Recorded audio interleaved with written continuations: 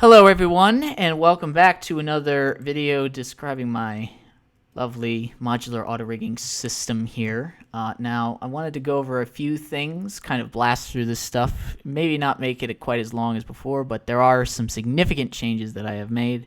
First and foremost, we have the addition of spacing here, so anytime you make multiples of the same limb, it spaces it out unless it's parented. So let's, for instance, say I have this spine here, and I update that set, and I were to parent this right to there, boop, it spaces it out evenly for me. So it only spaces out the ones that are not parented. Now, I don't want any of these right here, so let's get rid of those, boop. In addition, I also have this. I can make several at the same time, individual sets of heads, or I could make several instances. So if I make an instance, it makes one group that share the same exact settings. How cool is that? Now, we go a little bit farther if, for instance, I go into the arms here. So we're going to make two sets of arms, each with the same settings, because we can do several separate symmetrical groups, several separate asymmetrical groups, or symmetrical instances or asymmetrical instances, which means that they'll share the exact same settings in between each other. This one, it'll do it on two sides, this one, and this one will only reference one side. So if I do two arms, symmetrical instances, not only does it share one set, but I can do this on both sides here. Double wrist. Update the arms, and it'll update them both as I go. Boop, like that. And now I can parent both of these. It provides the ability to parent both of them, so I can just put that one there, and I can put this one here. Yeah, that'll work. Originally, I was going to do spine 1, but this will do just fine. So I'm going to scale this down. Woo.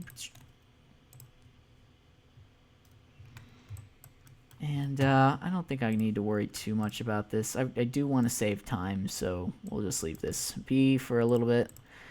I definitely don't want the scapula, though, so I'm going to remove that from both.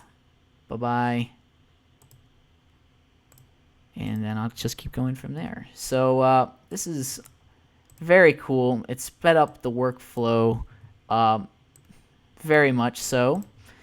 And let's continue on. So I can do the legs. I can do an asymmetrical set right there.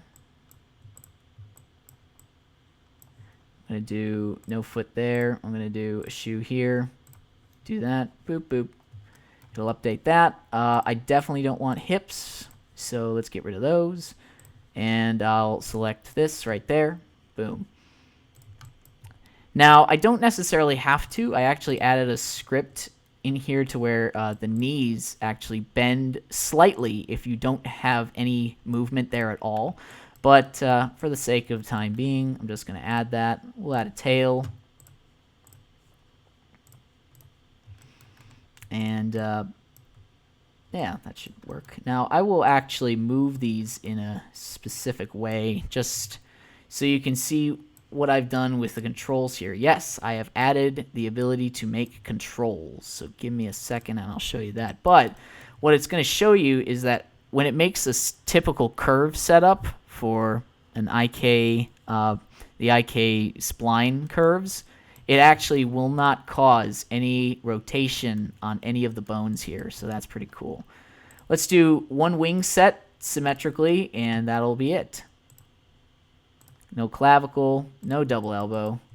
I'll do one here. Update the wing. Boop. Yeah, let's go to the spine 1, or actually spine 1 nub. Right there. Move this behind. And I know this is the part where people are like, he's doing the same thing he did last time. But then there's purpose. There's purpose to it all.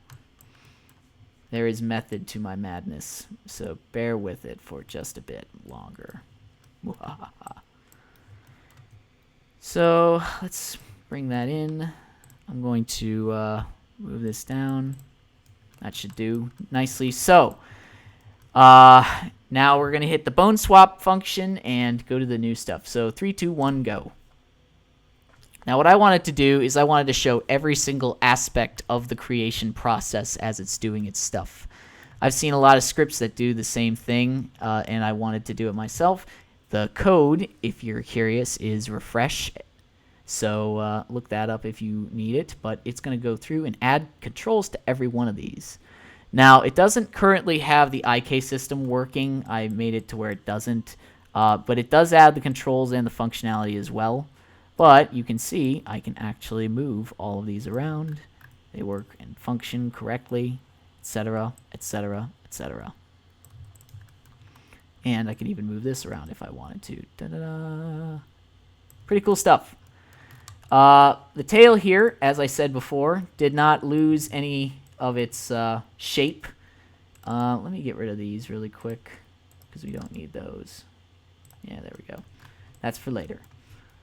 If I turn this off, though, whoops, not that, this, you'll see as it's set up the curve, all too common problem, little bit of rotational change, totally fix that. Now, what I really want to show you is this. We have settings in this stage now. What do those settings do, Cody? Well, I will tell you, good sir and or madam. What these settings do are two things currently. There is the color, which I could change the color of this bone or this control here, or this control here, or this control here. But the other cool thing is if I recreate the temp rig, just like it saves all my pose information here, it's actually going to save all my color information as well. So if I go back and forth, you'll have to wait a second, but what you're going to notice is that at first it'll light up its default color, and then it'll switch to the colors I assigned it. So give it a few seconds more. It's going to add to the fingers of everything. And there's the color. Very cool stuff. Now, in addition, I also have this other one. Now, unfortunately, this doesn't quite work to the best of its ability at the moment. I can't switch from one temp rig to the other yet, but I do have an idea for it, so stay tuned for that. What I'm going to do is I am going to make a new control for this. So this is my random control here, and I can even place this in a weird spot if I wanted to. I'm going to make a duplicate for later, just in case. This is the one that I'm going to use now, though. But it has all these terrible, weird transformations here. It's got like this going on, and it just looks icky, right? Right. And but what I can do, though, is I can make this control my shape. So if I find the control settings for this one here, which is right, I think it's this one that I have. Let me see. Yep, looks like it's this one. So what I'm going to do is I'm going to press this, and it says, uh-oh, you need to select. So I'm going to hit OK, and I'm going to select it. What if I select that, on accident? Is it going to screw it up? No, it does not. So that's a good thing. But if I select the control that I want and I hit this, watch what happens. Boop. We now have a new shape for our control. And I can do the exact same thing all over again. So if I hit this button and I hit swap, it does the same thing. It even offsets it for me too. Wherever you place it, it is going to make the shape in that exact way. Pretty cool if I do say so myself. Now, as I said before, if I were to switch back to the way it was before, if I would have to go to recreate temp rig and then go back and do the whole process again, but it does not save this information. So what I'm kind of working on is a little library to store that information, but it is not ready yet. Just like skin character is not ready yet. Although I am working on it currently, and I'm having a pretty good amount of success. But what we're going to do right now is we're going to look at this process here, finalize rig. So I can call this character. It's going to ask for me for a character name, something to make it individualized. And if I hit finalize right now, it's not going to do anything, which is good. But if I put my name, Cody, and I hit finalize, every single thing has the name Cody in front of it. That's pretty cool, I would say. So what does it also do? Well, it gives me the ability to where if I move this, I could just move this whole thing out of the way. It's untethered to the setup. I can't delete it. I can't swap it. I can't delete, or I can't take anything from it, and I can do this. I can make another one. So that's about it with this whole setup here. Now, there are a few other things that I can show really quick. First of all, we also have the name convention fixed. So if I wanted a different name setup, right now, each of these are H2, H1, whatever. If I called this one, I don't know, Spud, it'll change the name. It'll also change this. And as usual, if I reopen the program, it will keep those settings. I'll call this one Nugget. And this one is going to be called Chicken. I don't know. I'm hungry. Don't judge me. So right now, if I hit bone swap, what's going to happen is they're going to have the same names they had before, but their groups are actually storing the information. So if I look at these right here, it still says H3 or H2 or H1, but the moment I hit finalize and I hit, I don't know, we'll call it Hydra, Hail Hydra, and I hit finalize, what'll happen is, well, look at that. They got the correct naming conventions. Cool. So, that is about it. So, if you guys have any comments or questions or critiques or anything of that nature, please feel free to let me know. I am seeking, some help for the skinning process. Mainly, I don't know a proper way to, measure how close vertices are.